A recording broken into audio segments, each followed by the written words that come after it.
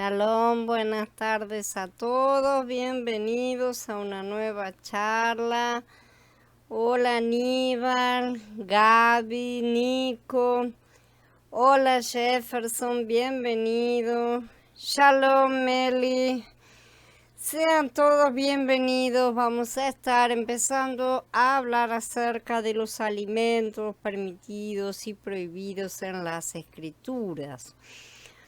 El discernimiento en la dieta. El libro de Vayikra se puede dividir en dos secciones principales. La primera sección, que incluye los capítulos del 1 al 10, abarca las ofrendas y el sacerdocio, que fue lo que ya estudiamos. La segunda sección, de los capítulos 11 al 27, abarca el vivir Kadosh del pueblo Kadosh de Elohim, ¿sí?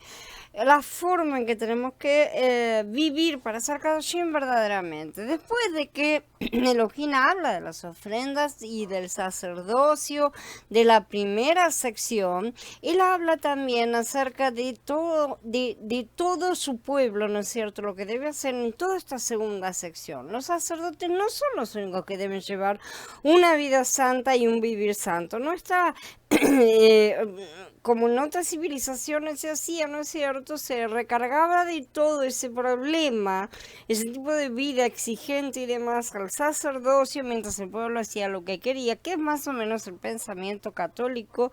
Ha seguido exactamente dentro de lo mismo, porque les basta con un confesionario y ya está. Más o menos es eso. Mientras tanto, el vivir santo y separado y todo lo demás queda supeditado solamente a una pequeña élite sacerdotal. En cambio, para Yahweh no es así, a pesar de que sí hay una separación, y ya sabemos por qué motivos hubo esa separación. En cuanto a los servicios a la parte sacerdotal y el pueblo, él exige que todos por igual sean perfectos como él es perfecto. Entonces, tenemos que Vayikra es un libro de tipos también, esto también lo hemos visto, es un libro de tipología. En los primeros 7 capítulos, vemos las distintas clases de ofrendas que son tipos. El sacerdocio, descrito del 8 al 10, también debe considerarse un tipo. Y finalmente, todos los asuntos relacionados con el vivir santo del pueblo santo de Elohim, presentados del 11 al 27, también deben ser considerados como tipos. Estos capítulos tratan sobre el vivir de los israelitas, el pueblo de Elohim en el Tanaj, y sin embargo, si entendemos correctamente los tipos, comprenderemos que todos los tipos contenidos en estos capítulos son tipología del vivir de los creyentes del Berit Hadashah. Por ser Vayikra un libro de tipos, entonces es necesario hacer una exposición de él. No se lo puede masticar y tragar directamente. Sin la debida exposición, a cualquiera se le dificultaría entender este libro. No obstante, hay quienes han dicho que no se necesita la exposición de las escrituras. Algunos insisten en verlos desde la óptica de Efraín, mientras que otros insisten en verlos desde la óptica de Yahudá, cuando las cosas deben ser vistas en el Had, la unión de las dos casas. Efraín, tan amante de todo lo pagano, no puede tener la verdadera comprensión de los tipos levíticos sin la ayuda de Yahudá, pero también Yahudá debe abrirse a la interpretación de todas las cosas del Tanaj a través de la luz de que Mashiach es la realidad de esas sombras. Unificando ambas posturas, recordando que uno es el autor y consumador de nuestra fe, podemos dejar de perder tiempo en discusiones estériles y avanzar en la edificación del cuerpo de Mashiach. Según el concepto de los que no permiten ser conducidos por el Ruach, si uno no entiende algún pasaje de la palabra la primera vez que lo lee, debe leerlo una y otra vez hasta que lo entienda, así medio por la fuerza, ¿no es cierto? O por el cansancio, ya que si lo lee muchas veces sin comprender antes de admitir que necesitamos el Ruach, la carne elaborará alguna explicación que nos satisfaga y se generarán doctrinas humanas. Sin embargo, esto simplemente no funciona, y mucho menos con relación a un libro como Vayikra. Les aseguro que aunque ustedes leyeran Vayikra centenares de veces, no lo podrían entender, a menos que se inclinen delante del Ruach. Y cuando digo esto, implico dejar de usar nuestra mente de carne. Así que si debemos entenderlo, este nos tiene que ser abierto por la debida exposición.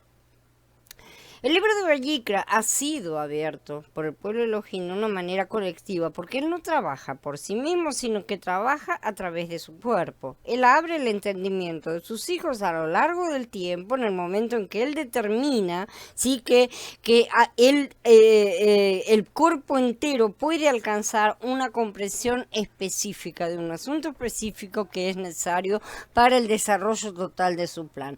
Toma a alguno de sus hijos, le revela ciertas cosas, como hizo con Shaul en su momento. Por ejemplo, es uno de los ejemplos más claros y dentro de todo, gloria al Padre, de los menos discutidos, ¿sí? De manera que les pone ciertas cosas.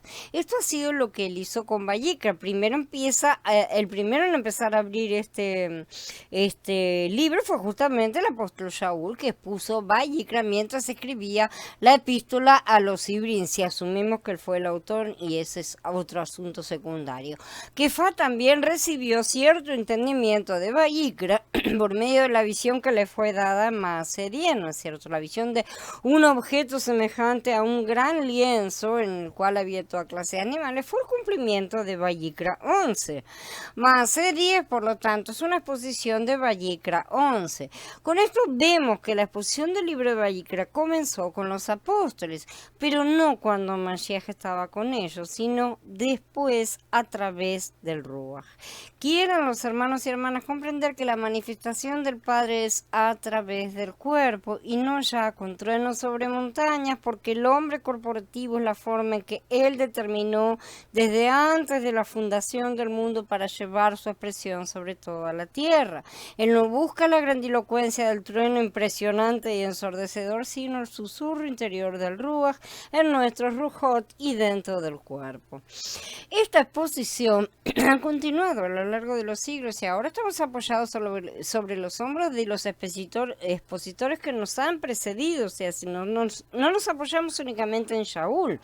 Aunque la mayoría de los creyentes desconoce este hilo dorado, por así decir, ¿no es cierto?, que Yahweh ha mantenido a través de sus remanentes. No conocen los nombres ni conocen, a veces son individuos, a veces son grupos, ¿no es cierto? El crecimiento del desarrollo de la revelación del Ruach ha sido conducido a través de las generaciones por medio de quienes no han descartado sus revelaciones como si se tratara de lo heredado de una administración política anterior, ¿no es cierto?, y enemiga, como dicen, ¿no? Los políticos asumen y todo lo que hizo el político anterior es basura y no sirve para nada. No, ellos continuaron la edificación sobre sus fundamentos, permitiendo que el Ruach amplíe la revelación y comprensión, no que tengan que empezar de cero todas las veces, ¿sí?, a fin de poder continuar eliminando cizañas al tiempo en que cultivamos cada vez más trigo.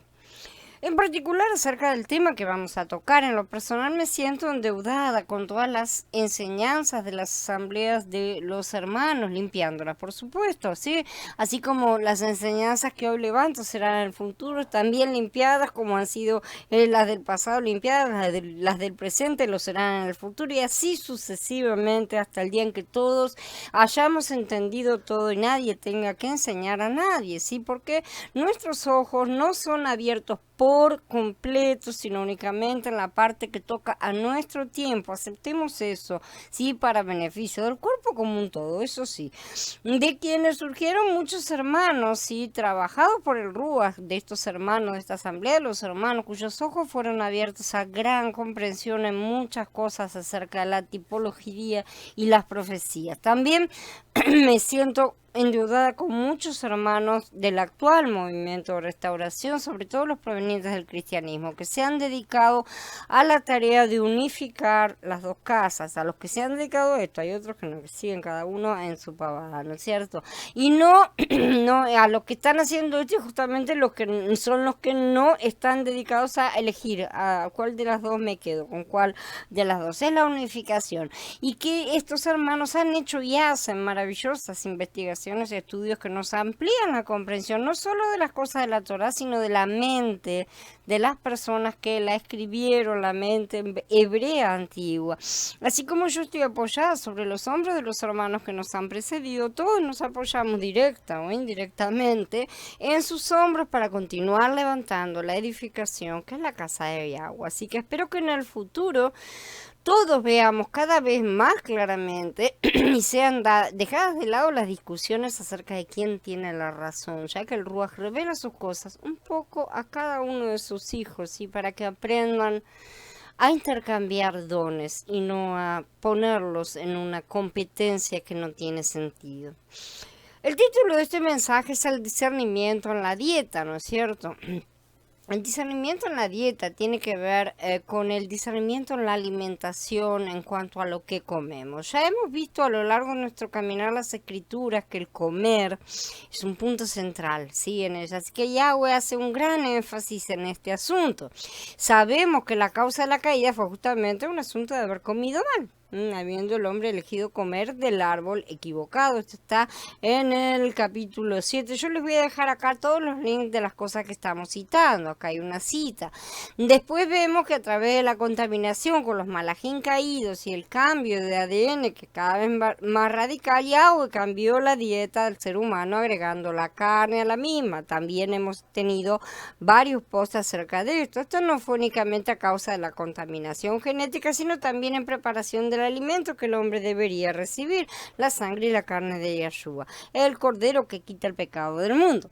En preparación a este final, entonces, si recibimos los libros de la Torá, que son las sombras que nos hablan de todas estas cosas y de la intención de Yahweh de cambiar nuestra constitución interna a través de lo que comemos, ¿sí? Para eso nos dio el maná, para alimentarnos únicamente del pan del cielo en tipología, obviamente de aquel que vendría. Esto también se dejan links.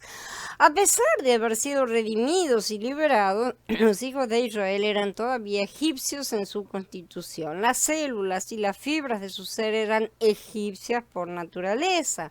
En cuanto a su constitución, no había ninguna diferencia entre ellos y los egipcios. Los hijos de Israel habían sido salvos, redimidos, rescatados, suministrados, pero su constitución en todo seguía siendo igual a la de los egipcios. Elohim jamás podría usar este material en su morada celestial. Él desea usar a su pueblo como el material para la edificación de su habitación en la tierra. Sin embargo, a pesar de que el pueblo ya no estaba en Mitzrayim, seguían siendo egipcios en su constitución. Eran una composición del elemento egipcio porque crecieron en Mitzrayim y fueron criados con la dieta egipcia de pepinos, melones, puerros, cebollas, ajos, cecina, todas esas cosas y carne, mucha carne. Todo lo que comían era egipcio, de manera tal, estos espirituales evidentemente, ¿no es cierto? De manera tal que su constitución era un pensamiento y una forma de ser egipcios. Hoy su pueblo está desparramado en todas las naciones, ¿no es cierto? Pero estamos tan contaminados del mundo como aquellos antiguos israelitas. Nuestra constitución actual es mundo. A ver, la de ellos era Egipto, que es un símbolo del mundo. Bien, nosotros somos mundo, somos sistema en cada célula de nuestro cuerpo y mundo del peor, además, ¿no es cierto? La intención de Elohim no consiste en llevar a muchos egipcios redimidos al reino. Si él puede liberar de Mitzrayim a los que tienen una constitución egipcia, pero no llevará a esta gente a su morada. Y ese es el punto. Así también hoy él puede liberar a sus hijos del sistema satánico, pero no les permitirá entrar en su reino en estas nefastas condiciones. La mayoría de los creyentes hoy adoran a Elohim como quieren, cuando, donde quieren. Son ellos los que mandan. Ahora puedo atenderte, ahora no puedo, espera un poco, tengo que ocuparme de mis cosas, después te llamo. Y muy poco dispuestos están a la sumisión y obediencia. Por eso muchos escucharán la temible frase, nunca los conocí, ya que se niegan a reconocerlo como su verdadero Adón. Un Adón es el que manda, ¿sí? Para los que creen que es una especie de segundo nombre, un apelativo o algo por el estilo. Adón no es un título que no tenga sentido, el Adón es el que manda. Es cierto que debemos dejar de comer físicamente ciertos animales, pero es mucho más cierto que debemos cortar el cordón umbilical que nos mantiene conectados con el sistema satánico, porque seguimos alimentándonos de ese sistema. Para ser el material de su habitación, su pueblo entonces debe ser reconstituido. Así como los hijos de Israel, nosotros hoy en día hemos sido liberados de Mitzrayim, del mundo, ¿sí? Pero en nuestra naturaleza y constitución seguimos siendo mundanos. Por lo tanto, es necesario que captemos el punto crucial del capítulo 16 acerca del cambio de constitución, o nos vamos a quedar afuera. Cuando Elohim llevó a su pueblo al desierto, él estaba listo para cambiarles su constitución. ¿Sí? Por esta razón, él no les suministró alimentos inmediatamente. Cuando salieron de Misraim, llevaron con ellos una cantidad de alimentos egipcios. Lo que tenían se lo llevaron todo. Estos alimentos los sostuvieron durante un mes aproximadamente. Cuando se les acabó la comida egipcia, tuvieron hambre. Aunque Elohim conocía su necesidad, él no actuó inmediatamente para satisfacerlos. Y aprendamos de esto que nos hace también a nosotros. A menudo Elohim nos disciplina de esta manera. Él sabe que debe hacer algo por nosotros, pero no hace nada porque se da cuenta de que si actúa prematuramente no seríamos expuestos. Por lo tanto, en Shemot 16, él esperó tranquilamente detrás del telón hasta que los hijos de Israel quedasen expuestos. Después de comer los últimos alimentos egipcios, cuando ya no tenían nada, el pueblo se agitó. Que no nos sucede lo mismo a nosotros. Estamos bien y felices y tenemos algo que llamamos abundancia, ¿no es cierto? Pero apenas empieza a escasear, empieza a reducirse esa abundancia, empezamos a consumir de eso que llamamos abundancia, ponemos el grito en el cielo. Los israelitas se molestaron hasta el punto de olvidar los milagros que Elohim había hecho, murmuraron, se quejaron con Moshe y Aarón. No hay diferencia con la actualidad. En cuanto a ellos, dos cosas quedaron expuestas, que estaban constituidos del elemento egipcio y que su apetito, su hambre, su sed, su deseo seguían siendo egipcios. En sus murmuraciones expresaban su deseo de tener alimento egipcio. Ellos no estaban pidiendo, dame un nuevo alimento, no, ellos decían, ojalá hubiésemos muerto por manos de Yahweh en la tierra de Misraim, cuando nos sentábamos a las ollas de carne, cuando comíamos pan hasta saciarnos, como si hubieran sido los hombres más felices del universo, ¿no es cierto? No los quejosos esclavos que estaban clamando a Yahweh desde hacía años, décadas, siglos, ¿no es cierto? Esto demuestra que su apetito era egipcio. Nosotros somos exactamente igual. Hoy las quejas de los hijos de Elohim son acerca de por qué él permite que ciertas cosas malas sucedan, mientras se olvidan de sus profecías y siguen abanicándose en las plazas de Sodoma y Gomorra. Si fuego y azufre puede caer sobre sus cabezas, junto con sus vecinos, pero como la mujer de Lot y Lot mismo se niegan a salir de ella y van a recibir de sus plagas. Después de poner al pueblo, Elohim vino y satisfizo ahí sí sus deseos al mandar codornices en la tarde. He oído la queja de los israelitas, hábleles y diles, a la tarde comerán carne y por la mañana se saciarán de pan, y ustedes sabrán que yo, Yahweh, soy su Elohim. Entonces él mandó codornices para satisfacer el apetito egipcio del pueblo, pero él mandó el maná para comenzar a reconstituirlo, ¿sí? Por la tarde, a la mañana comerán carne, pero por la tarde se saciarán de pan, ya no tendrán hambre. El pan que les voy a dar les va a traer satisfacción completa. Y una vez que coman de ese pan, me van a conocer, porque ese es el pan de vida, ¿no es cierto? Todo esto es un tipo, evidentemente. Entonces, con las codornices no hubo ninguna regulación ni restricción. Elohim no le dijo al pueblo en qué momento tenían que salir a juntarla, ni de qué manera debían hacerlo, ni cómo prepararla, ni nada. Pero fue muy específico con el maná. Las codornices fueron enviadas sin restricción porque la carne no quiere ninguna restricción. La carne es así, dame. En otras palabras, ya que la dieta egipcia no estaba restringida, se envió las codornices de una manera que correspondía a esa dieta, ¿sí? Sin restricción ni regulación. Y dice que las codornices cubrieron el campamento. Algunos se sorprenderán al oír las regulaciones acerca del maná, que sí, él mandó, ¿no es cierto? Para ellos con la gracia no hay ninguna regulación, según dice, nosotros podemos hacer lo que queramos. Tal vez sea justamente ese excesivo libertinaje en el que el cristianismo ha navegado en los últimos siglos lo que nos ha empujado a tantos a buscar, a tantos a buscar regulaciones donde no deben, ¿sí? Con una búsqueda para equilibrar un poco, ¿no es cierto? E insistir en levantar templos para sí mismos, templos que no tienen la gloria de Yahweh. En realidad existen más regulaciones con la gracia que con la ley.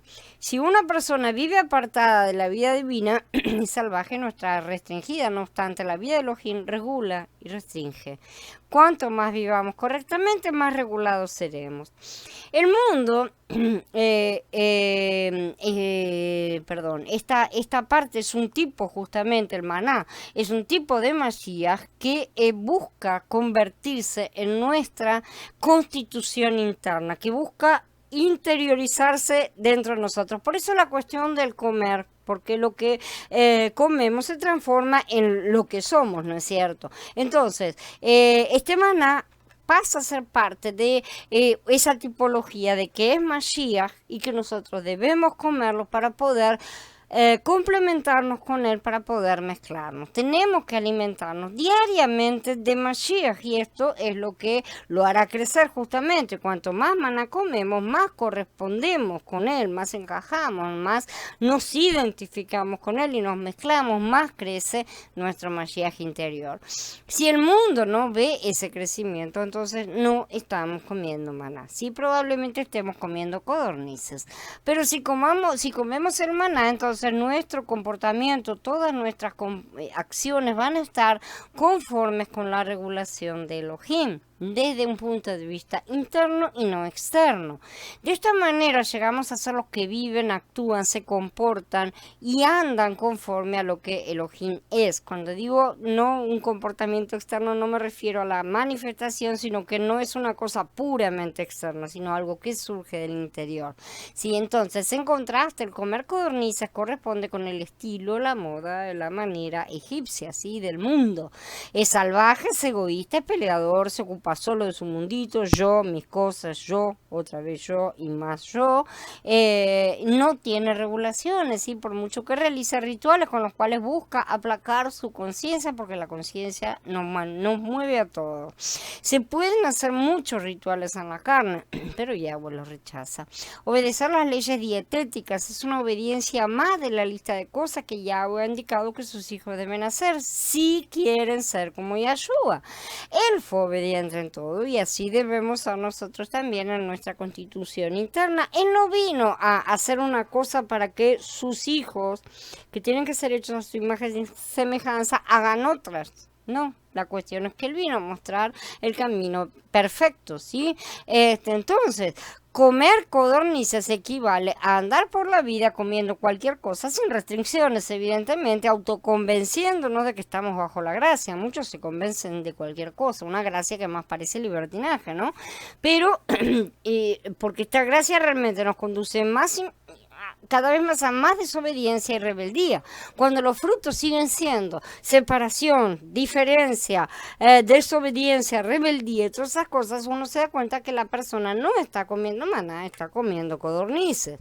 ¿Sí? Están en el desierto, sí, las dos cosas fueron dadas en el desierto, verdaderamente, las dos cosas fueron dadas por Yahweh también, veamos eso, en realidad Él es el único proveedor y no hay otro. Por eso muchos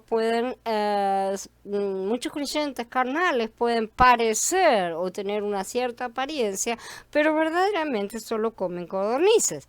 Comer el maná hace que nuestro comportamiento sea idéntico al comportamiento de Elohim, de a poco lo va convirtiendo. Entonces ahí se ve la mansedumbre, la obediencia, la paciencia, la sumisión al Padre y todo lo demás. Donde no se ve ninguna de esas cosas, hay codornices. Comer materialmente y comer espiritualmente, este es otro punto. Lo primero que tenemos que considerar con respecto al discernimiento en la dieta es el significado de comer. Conocer este significado nos ayudará a ir más allá de modificar nuestra dieta física, que no debemos dejar de hacer, ojo, sí, ya que el plano físico debe ser un reflejo de nuestro plano espiritual. De manera que si estamos comprendiendo la importancia de delimitar lo que ingerimos de acuerdo a las órdenes del Padre, ciertamente lo manifestaremos exteriormente. Esto es dar fruto, o sea, mostrar al mundo los resultados, ¿no es cierto? Conocer esto nos ayudará también a avanzar en la aplicación espiritual de esta sombra. Comer equivale a tener contacto con aquello fuera de nosotros que puede afectarnos interiormente. Es una cosa que está fuera de mí y yo la meto dentro mío. Y eso va a afectarme interiormente. Somos lo que comemos, es una frase que muchos repiten sin tener en cuenta muchas sus implicaciones, pero es más real de lo que muchos creen, ciertamente. Esto se refiere particularmente al contacto que tenemos con las personas. Cada vez que comemos tenemos contacto con algo que está fuera de nosotros, con algo que es ajeno a nosotros. Sin embargo, una vez que lo ingerimos, todo aquello puede afectarnos interiormente. En Vayikra 11, las cosas que comemos también representan a personas, o mejor aún, no a personas, sino a tipos, ¿no es cierto? Y la acción de comer representa el contacto que tenemos con estas cosas. Comer no solo significa tener contacto con algo, sino también recibirlo, como decimos, en nuestro interior. Una vez que lo recibimos, aquello es digerido, ¿sí?, por nosotros, y llega a formar parte de nuestro elemento constitutivo.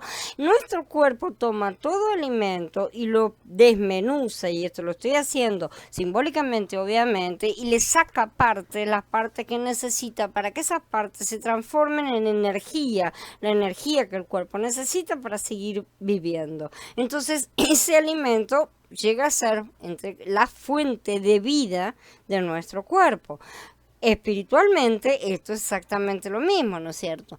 Todos nosotros estamos constituidos de la comida que comemos y digerimos realmente. Finalmente lo que digerimos llega a ser nosotros mismos. Está completamente mezclado. Eso llega a formar parte de nuestra constitución interna. Esto indica que tener contacto con las personas es un asunto de suma importancia y vigilancia. Si queremos llevar la vida santa que nos exige Elohim, tenemos que ser cuidadosos con respecto a las clases de personas con las que nos relacionamos. ¿Sí? ¿Por qué estoy diciendo estas cosas? No porque yo me vaya a practicar canibalismo de personas, me las coma, sino porque muchas veces comemos de lo que muchas personas nos alimentan. Así que en ese sentido debemos tener mucho cuidado de qué nos alimentamos. Sí, el nivel de intercambio que tenemos con las personas, cuánto las comemos, digamos, ¿no es cierto? El contacto que tengamos con cierta clase de personas puede conducir a un cambio en nuestra constitución intrínseca y hacernos otra clase de persona, porque ya vemos que esto nos afecta, que sea para bien y no para mal. Todo aquello con lo cual tengamos contacto entrará en nosotros. A veces nos sentimos indigestados, ¿no es cierto? Todo lo que entra en nosotros producirá un cambio en nuestra constitución intrínseca, lo cual nos hará personas diferentes de lo que ahora somos. Shalom Blanca, Katy, bienvenida Dora. Shalom Javier, bienvenido. La dieta bíblica. En el capítulo 11 de Vayikra y también en el capítulo 14 de Barín, la Torá enuncia las normas que tipifican y dividen a los animales, peces y aves, y eso según nuestra nomenclatura. Nosotros los dividimos bajo esas categorías con esos nombres, ¿sí? Yahweh no hace lo mismo y lo vamos a estudiar en su momento. Pero acá lo divide en dos categorías. Hatameim uvein hatehorim, ¿sí? Que son los puros y los impuros, ¿sí? Resaltando dos conceptos centrales. Tamé, ¿sí? Que es hatameim, que es algo que es impuro o contaminado, y tahor, que es hatehorim, acá los puros y los impuros, algo que es limpio, por el contrario, ¿no es cierto?, que es puro. La Torá nos permite comer solamente los tipificados como puros y nos ordena rechazar como abominables, y esto es importante, a todos los impuros. Si nos limitamos rigurosamente al contexto bíblico, ¿no es cierto?, resulta evidente que las leyes alimentarias persiguen una finalidad: convertirnos en personas consagradas a Yahweh por dentro y por fuera.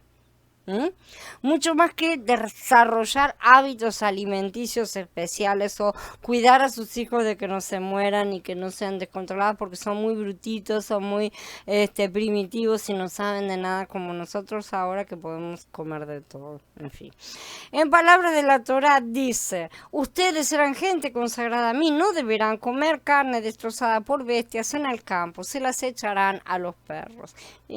Simbólicamente, si nos ponemos a pensar, pensar qué sería la carne destrozada por bestias si los traemos a nuestra realidad espiritual. ¿Quiénes son las bestias? Los hijos de Hasatán, literalmente son los que trabajan para el otro reino. ¿Cuál es la carne destrozada?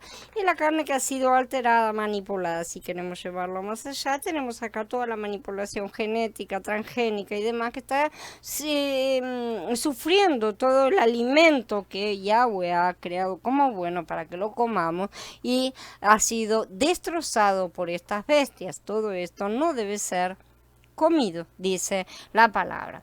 Además, en Devarim también se nos recuerda que ya que somos un pueblo consagrado por Elohim y para él, no debemos comer nada que sea abominable. Si él dice es abominable, se acabó, yo no lo puedo comer. ¿Sí?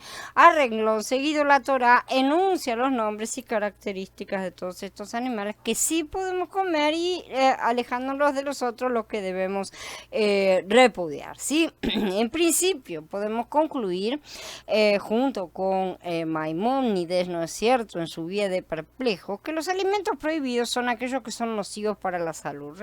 Realmente no es una mala percepción, ¿no es cierto? Esto es realmente verdadero, no podemos negarlo, pero la finalidad va mucho más allá de únicamente traernos salud. Decir que este es el fin de Elohim es transformarlo en un científico, ¿está? Y no se trata de eso. El punto que el ser humano debería comprender es lo que perdió con su desobediencia. Existe una idea acerca de la vida eterna que la equipara al concepto humano de inmortalidad, en el cual el inmortal no solo vive para siempre, porque ese es parte del concepto, sino que no puede morir. Esa es la idea humana de lo que es un ser inmortal. Este concepto no es el bíblico. No tiene absolutamente nada que ver. La vida eterna no es una especie de vacuna que impedirá la muerte aun si fuera menecida o provocada, ¿sí? La vida eterna es estar conectados permanentemente a la fuente de vida. No hay otra forma. Si no hay conexión con la fuente de vida, no hay ninguna vida eterna. ¿Sí? Que quede claro, no hay alguien que estando conectado pueda llegar a sufrir la muerte. Entonces no hay esa idea de un ser inmortal que no puede morir aunque quiera, por ejemplo, ¿no es cierto? Muchas de esas ideas son completamente satánicas. El que se desconecta ciertamente morirá. Esto equivale a cortar una rama de un árbol. Fatalmente la rama morirá en pocos días habiendo perdido su conexión con la fuente de salvia que le infundía la vida, ¿no es cierto? El error humano, el cristiano sobre todo, consiste en creer que pueden recibir la salvación para poder seguir viviendo sus viditas como las vivían antes, ¿no es cierto? Como quieren, sin consecuencias además, según ellos creen. Sin embargo, la vida eterna está únicamente en estar injertado firmemente. ¿Y qué es lo que nos sujeta? A obediencia. Que es mucho más que obedecer porque me obligan. La obediencia no es una cosa impuesta, ¿sí? Tiene que volverse nuestra naturaleza para nuestra salvación completa, no porque Yahweh manda simplemente, sino porque estamos entendiendo que lo que nos ordena es lo que nos da vida. No quiere decir que lo comprendamos más o menos. Simple y sencillamente nos damos cuenta de que lo que Él nos dice es para nuestro bien. No porque es un Elohim que dicta leyes arbitrarias como en esto, no como en aquello, ¿sí? Sino porque Él es un Padre amoroso que cuida de nosotros, de manera tal que si mi Padre me cuida en todas las cosas, yo tengo la absoluta confianza en todo lo que Él me dice. Y esto, mal que pese a muchos pseudos místicos, no convierte a la Torah en un pequeño libro de medicina porque no tiene nada que ver, que se preocupa, al menos parcialmente, por la salud del ser humano. La verdad, esto es como decir que el hombre puede ocuparse de la medicina, pero Yahweh no puede ocuparse de nuestra salud. ¿Será? Y las escrituras están lejos de ser un tratado de medicina, así como un tratado de cualquier cosa, realmente, porque simplemente nos dan las pautas más básicas para que avancemos usando nuestro razonamiento razonamiento que debe estar unido a él a través de la mente de Mashiach, porque si no, no es un razonamiento que sirva, ¿sí? Tenemos que estar ligados a la vida verdadera, si no, nada de vida.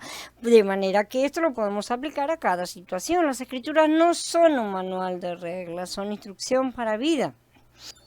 De esta forma, y por tratar de separar lo material de lo espiritual, porque no conocen la verdad, no lo conocen en verdad al que creó las dos cosas, para que funcionen juntas, no son separadas. Los sabios y los místicos han concluido que la finalidad principal de las leyes alimentarias tienden a la consagración y la pureza, sin comprender que la obediencia, ¿sí?, es lo que trae pureza, porque nos liga. No porque, ay, somos obedientes, qué bueno, vení que te doy unas palmaditas en la cabeza, te portaste bien. No, no pasa por ahí. Nos está ligando a la fuente de vida. La obediencia nos mantiene ligados. Hoy necesitamos tener obediencia, sí, mañana vamos a tener la comprensión y no necesitamos obediencia, nos damos cuenta simple y sencillamente de que tenemos que estar conectados. Yo hoy no me quejo cuando tengo que comer comida, porque sé que la necesito para seguir viviendo. Mañana no me voy a quejar de tener que estar ligada a la verdadera fuente de vida. Hoy me quejo, porque esa es la situación del hombre caído. No somos puros por hacer o no hacer cosas, sino porque al hacerlas nos ligamos a las fuentes. La obediencia en sí no tiene ningún mérito para nada, absolutamente. La obediencia lo que hace es ligarnos a la fuente. Al estar ligados a la fuente, volvemos a tener la vida. La obediencia solo es necesaria a causa de nuestra necedad. Muchos le dirán cosas como, por ejemplo, por medio de la observancia de estas leyes el creyente puede elevarse hacia la santidad. La verdad, el concepto humano de santidad es el de una especie de elevación, y lo tienen todos en este misticismo, ¿sí? Una elevación por encima de la media, y por lo tanto miran a los demás de arriba para abajo, yo soy más santo que tú, ¿no es cierto? Como dicen las escrituras. Sin embargo, ninguno te dirá que por obedecerle estás manteniéndote conectado, y que esa es la real finalidad de esta obediencia. Cuando digo mantenernos conectados, imagínense a tener enchufes y estamos conectados a una fuente de energía, o imagínense siendo ramitas que están siendo injertadas en un gran árbol. De manera que la observancia de las leyes, desde que sea un cumplimiento superficial y carnal, apenas se alcanzará para dar algunos beneficios físicos, sí, porque si obedeces te va a hacer bien, ¿no es cierto? Mejora de salud, en este caso muy específicamente, te puede traer una mejora de salud, pero no te va a traer vida. Y eso es lo que el Padre quiere dar. Lo que necesitamos es vida, desesperadamente vida, mucho más que obediencia externa. Por el contrario, estar de acuerdo en lo que Él nos proporciona y ordena es lo mejor que podemos recibir, ¿sí?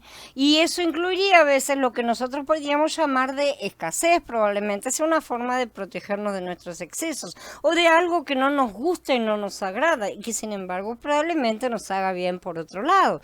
Es la verdadera obediencia que conduce a la santidad. ¿Qué es la santidad?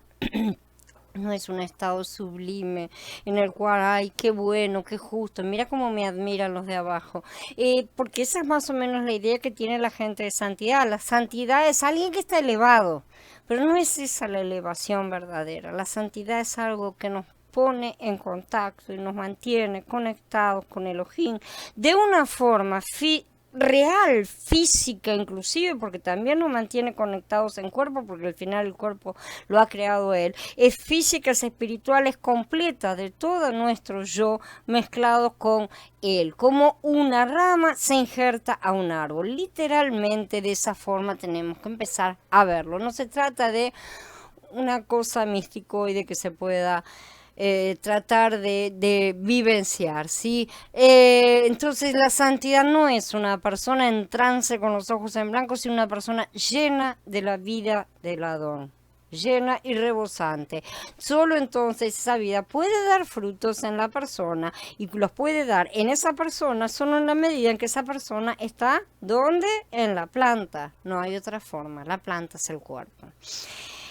La Torá nos informa que si hacemos las cosas que hacen las naciones, o sea, imitar lo que andan haciendo, lo que andan haciendo lo que quieren, los que obedecen únicamente a su carne, esto nos provocará enfermedades. No dice que nos matará si desobedecemos. No está diciendo eso. Si vos haces lo que ellos hacen, te voy a matar porque desobedeciste. No, dice que lo que toquemos o comamos nos hará impuros. Esto es lo que dice. Es decir, que seremos contaminados. A la luz de esta humanidad decadente que se ha estado alimentando de basura, sobre todo durante el último siglo, de forma premeditada, a fin de que ciertas personas sin moral abusaran, se apoderaran de cuerpos y mentes para sus propios fines de poder y exterminios. Y deberíamos comprender que estamos en un nivel muy elevado, el nivel máximo, muy probablemente, de decadencia física. Tal cual, en el cual nuestros cuerpos han recibido lo que les fue prometido que recibirían si no obedecían las leyes de Yahweh, las cuales incluyen muy especialmente las leyes dietéticas. Pero si no obedeces a Yahweh tu Elohim para observar fielmente todos sus mandamientos y leyes que yo te ordeno hoy, todas estas maldiciones vendrán sobre ti y se realizarán. Yahweh hará que se te pegue la plaga hasta que haya acabado contigo en la tierra en la que estás entrando para poseerla. Yahweh te herirá con tuberculosis, fiebre e inflamación, con calentura y sequía, con frustración y enmohecimiento. Estos te perseguirán hasta que perezcas. Yahweh te herirá con inflamación de Mitzrayim, con hemorroides, ampollas, picazón, de las cuales nunca te recobrarás. Yahweh te herirá con locura, ceguera y desánimo. Yahweh te afligirá en las rodillas y los muslos con una severa inflamación de la cual nunca te recobrarás, desde la planta de tu pie hasta la coronilla de tu cabeza. Si fallas en observar fielmente todos los términos de esta Torá que está escrita en este libro para reverenciar este honorable y respetable nombre, Yahweh tu Elohim, Yahweh te infligirá plagas extraordinarias a ti y a tu linaje, plagas extrañas y duraderas, enfermedades malignas y crónicas. Volverá a traer sobre ti todas las dolencias de Mitzrayim que tanto temías y se te pegarán.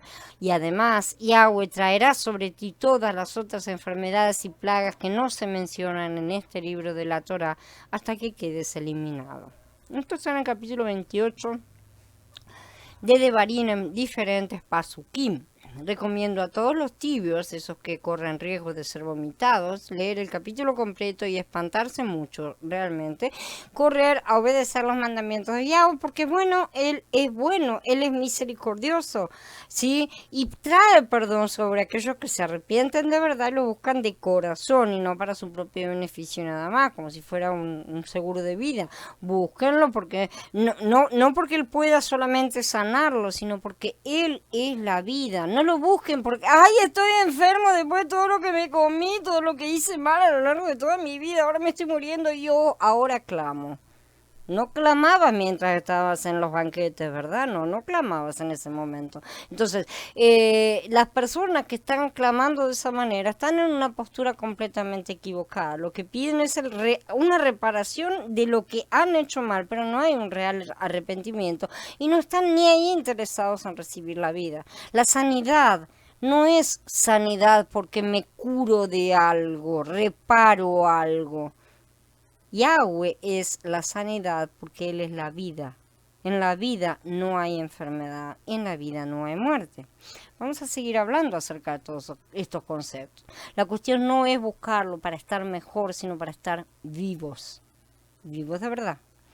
La gente cree que comer no tiene nada extraordinario. Sí, sin embargo, a lo largo de las escrituras, Yahweh no hace otra cosa sino indicarnos qué debemos y qué no debemos comer. Deberíamos empezar a prestar atención a estas repeticiones, ¿no es cierto?, que son insistentes, porque donde Él repite hay algo que le importa. Y este algo es que a través de la alimentación correcta, nuestra naturaleza cambia. esto no es únicamente una cuestión espiritual, que ciertamente es la centralidad del asunto, ya que todas las sombras apuntan a Mashiach, ¿sí? Pero también es una cuestión física, ya que la verdadera salud también depende de la correcta alimentación, o sea, es un reflejo, no nos olvidemos, nuestro cuerpo es un reflejo de la realidad interior que tenemos, por eso decimos que todo lo que manifestamos hacia afuera debe corresponderse realmente, y esta es una comprensión que tenemos que empezar a colocar en nuestras cabezas, debe corresponderse con la realidad interior que tenemos, que estamos interiorizando, eso que está creciendo, ¿no es cierto? Entonces la forma en que se manifiesta al exterior es justamente como dice Yahweh. Yahweh te promete abundancia, prosperidad si vos haces todas las cosas correctamente. ¿Por qué? Porque si estás correctamente plantado, sos una rama que produce fruto. Si sos una rama que no tiene ni un solo fruto, que no tiene hoja, está raquítica, evidentemente no estás bien plantado. Y ahí está el problema, ¿no es cierto? No se trata de que algo salió mal con vos, sino que estás mal plantado, te has removido del lugar. La humanidad ha demorado, siglos en descubrir lo que las escrituras han estado diciendo por miles de años. Servirás a Yahweh tu Elohim y Él bendecirá tu pan y tu agua y eliminaré la enfermedad de tu medio. ¿Cuándo? Cuando sirva a Yahweh mi Elohim. Yahweh apartará de ti toda enfermedad, no traerá sobre ti ninguna de las terribles enfermedades de Misraim que tú conoces, sino que las infligirá sobre tus enemigos. Él apartará. ¿Cómo es que él apartará? ¿Porque vos te portaste bien? No, de ninguna manera. Simplemente porque es la consecuencia directa de vivir en la vida. Como estoy en la vida, no puedo tener la muerte. La enfermedad es el camino que lleva hacia la muerte. La enfermedad, por otra parte, es un concepto muy erróneo que vamos a estudiar en otro momento, porque en sí no existe como el concepto que nosotros tenemos de lo que es la enfermedad. La obediencia, entonces, no es una cuestión de fe ciega, sino de confianza ciega. Ahí sí está la cosa, porque cuando decimos fe ciega se da la impresión de una cosa que la persona cree porque sí, pero a eso le falta el concepto de confianza, ¿sí? Lo que hay es una confianza ciega en la persona que está del otro lado. Yo confío en lo que esa persona hace, no sé cómo lo va a hacer, tal vez no me gusten los pasos intermedios inclusive, pero yo sé que el resultado es el correcto, pero yo confío en esa persona, ¿sí? Entonces confiamos en que el que nos creó sabe mejor que nadie también lo que nos beneficia y lo que nos hace mal, evidentemente, de manera que en el asunto de la alimentación es una esfera completa, es una esfera única, así como todo con él, ¿no es cierto? Porque no podemos separar el plano material de lo espiritual, en la cual somos lo que comemos y nuestra salud depende simplemente de nuestra obediencia o conexión. Si un médico diera a un paciente un remedio y este no lo tomara y muriera, todo el mundo estaría de acuerdo en que ese paciente ha sido negligente, ¿no es cierto? Y que causó su propia muerte. Sin embargo, Yahweh nos repite todo el tiempo lo que nos salvaría y nos traería sanidad y nadie escucha. La gente se muere y después todavía tienen el caradurismo de decir ¿por qué Yahweh no hace nada? Yahweh ya hizo. Los que no hacen nada son los hombres necios, ciegos y negligentes. Cuando el hombre comió del árbol equivocado, murió. La muerte, es decir, la ausencia o separación de la vida, entró en la humanidad.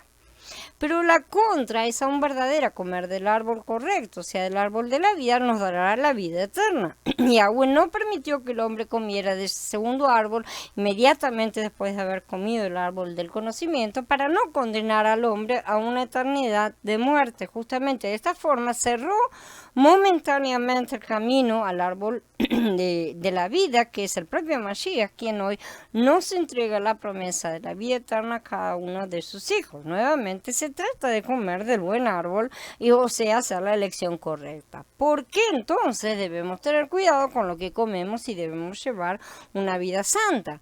Como dijimos, ya que Vayikra es un libro de tipos, estos tipos se encuentran, hallamos en ellos las figuras que tienen un significado particular. El significado es diferente diferente del objeto en sí, ¿tá? Es lo que implica.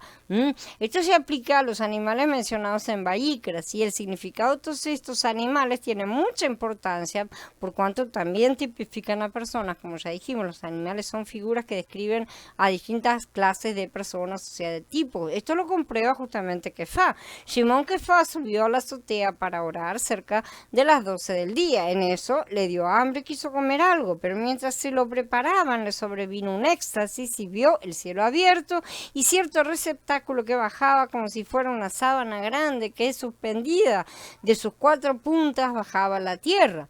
En él había toda clase de animales cuadrúpedos, reptiles de la tierra y aves del cielo. Y entonces una voz le dijo: levántate, Shimon Kefá, mata y come. Pero Shimon Kefá le dijo: de ninguna manera, Adón, porque nunca he comido nada contaminado ni inmundo. Luego, conversando con él, entró en la casa y encontró a muchas personas reunidas y les dijo: ustedes saben que a un yahudita le está prohibido juntarse o siquiera acercarse a uno que sea de otra nación. Pero Yahweh me ha mostrado que a ningún hombre debo llamarlo contaminado o inmundo. Al principio Kefá no entendió que estos cuadrúpedos, reptiles y aves representaban personas. Más tarde él llegó a comprender esto porque los que estaban en la casa con él eran personas y no animales, ¿sí? Esto también podemos verlo en buena medida reflejado en el Apocalipsis de los animales de Enoch, que también les dejo link, de manera que en estas interpretaciones no son delirios místicos, sino que ya había creyentes en el periodo intertestamentario sobre todo que estaban recibiendo revelación acerca de muchas cosas en preparación a la primera venida del Adón. Vamos a estar estudiando más a fondo estos asuntos en los próximos posts, porque realmente todo este material es bastante amplio y no se puede resumir en un solo post, así que van a ser unos cuantos. Bueno, habiendo terminado, chicos, entonces voy a dar por encerrada la charla y pedirle al Padre que los acompañe, los bendiga en la reunión que van a tener hablando acerca de todas estas cosas. Anoten bien todo, vean bien todo, porque este material es muy importante y es bastante profundo para cuando nos reunamos en el Shabbat. Poder estar hablando y edificándonos mutuamente. Shalom a todos, hermanos, nos vemos en la próxima charla.